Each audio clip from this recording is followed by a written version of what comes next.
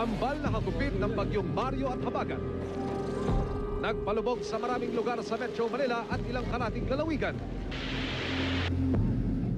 Bangungot ng bagyong Ondoy na numbalik sa ilang binaha. Pero bumuhos na ulan ngayon. Wala pa raw sa kalingkingan ng ibinagsak noong Ondoy. Pagsagip sa mga naipit sa baha. Pahirapan.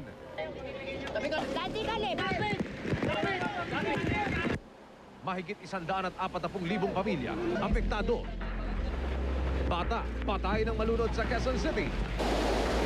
Mga pag-ulan, inaasahang magtutuloy-tuloy ngayong gabi.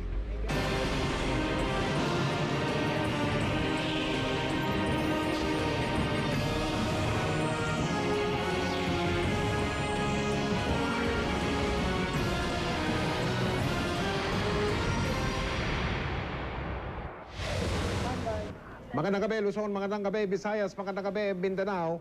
Pinaralisa ng kambal na hagupit ng bagyong Mario at ng matinding ulan dulot ng Habagat ang malaking bahagi ng Metro Manila, pati na mga karatig na mga lalawigan, mga kapuso. Narito po ako ngayon sa kanto ng E. Rodriguez Avenue at Araneta Avenue sa lungsod ng Quezon. Kanina po ay matindi po ang baha at ulan dito. Katitigil-tigil lang po ng ulan. Kanina pa ho ang alas 5 na madaling araw ay lubog na po sa baha ang lugar na ito. Partner, ayon na nga sa NDRRMC, malayo pa rin sa ulang bumuhos noong bagyong Ondoy noong 2009 ang ulang bumagsak ngayong araw. Pero kailangan pa rin maging alerto dahil ayon po sa Pag-asa, asahan pa raw ang mga pag-ulan ngayong gabi. At hindi pa rin po tapos ang banta ng malalakas na ulan at pagbaha. Kaya 24 oras pa rin tututok ang buong pwersa ng GMA News. Si Cesar Apolinario mag-uulat live mula sa San Mateo, Rizal.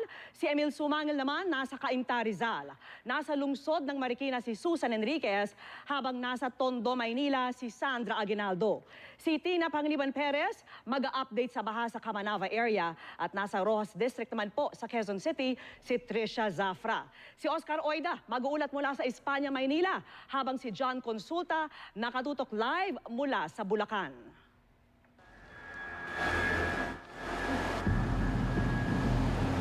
Kambal na hagupit ng bagyong Mario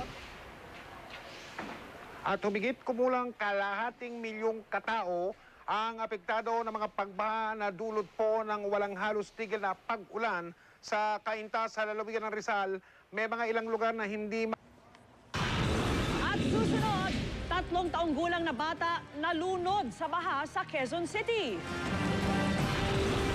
At mga stranded na pasahero at mga residente, mga taga-Coast Guard na ang sumagip.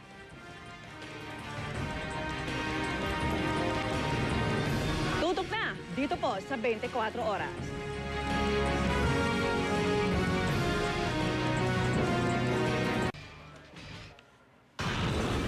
Susunod, mga pasahero, umalma ng pababain ng bus sa Espanya sa Maynila dahil sa baha. At ilang bahagi ng Pasig, nagmistulang ilog dahil sa baha. Tubig rumagasa sa Manggahan Floodway. Tutukan lahat ng yan dito sa 24 oras.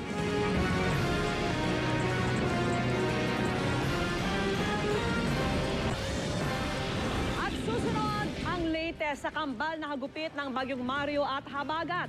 Tuloy po ang pagtutok dito sa 24 oras.